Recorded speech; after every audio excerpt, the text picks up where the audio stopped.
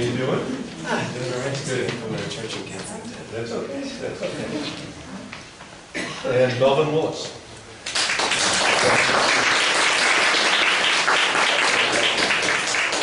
Well, good evening, everybody. Forgive me for my tardiness. I was asked to make a quick little presentation at Kensington and rushed here as much as possible, so I might sound a little out of breath during this. So my name is Melvin Willis. I grew up here in Richmond, attended the public schools, and actually for the past 7 years I've been a community organizer with ACE, Alliance of Californians for Community Empowerment.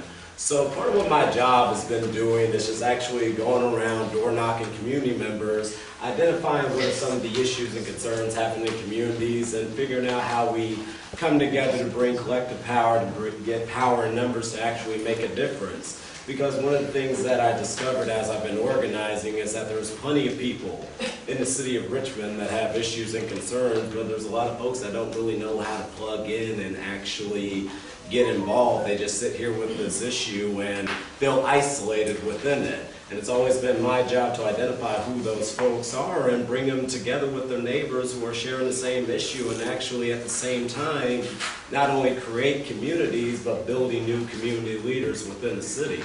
And because through that process there's been a lot of issues that have popped up talking to folks. At the time when I first started was the foreclosure crisis and neighborhood blight and how that was causing safety concerns in the community. Then it was the affordability of health care before we had the Affordable Care Act, and not many folks were able to get access to health care. And then in 2015, 2016, a lot of tenants were approaching me with rent increases anywhere between $50 to $600 in 1 year. Some folks that were living in single-family homes went from their rent being $1,500 a month to $3,000 a month just with a simple rent increase. Everything that I've done in this community has always had community input. It's always been working together with neighbors to identify the solution and not really making a move unless there's a community support behind a certain vision. And in that time, since I've been working and organizing, we were able to go after banks to fight for loan modifications and principal reductions to where a lot of homeowners were able to stay in their homes after they took a chance and fought back. We organized a bunch of workshops to let people know about the Affordable Care Act and where they fell into that bracket, and made sure people knew when the enrollment dates were, and even brought counselors to enroll people in health care because not a lot of people knew what the Affordable Care Act meant for them. And also a good population of folks didn't know about this thing called the Low-Income Health Care Program, which was a county program to bridge the gap between folks that couldn't qualify for Medi-Cal or Medicare, but it was to bridge the gap to get them until the Affordable Care Act came into play. And it was my job to reach out to those folks and let them know that these services were available. And even in the past year, working collaboratively with the Racial Justice Coalition to fight against the jail expansion, because we knew it was going to be $20 to $25 million of the county's budget going to expand the jail, which would be $5 million extra in operations every single year. Unfortunately, our county board of supervisor, John Joya, was the only person to take opposition to that, because we said the county needs to spread its money in other areas like mental health services, for instance, preventing recidivism, and actually put it into mental health services to make sure that people didn't get into incarceration, that we were doing everything we can to prevent it.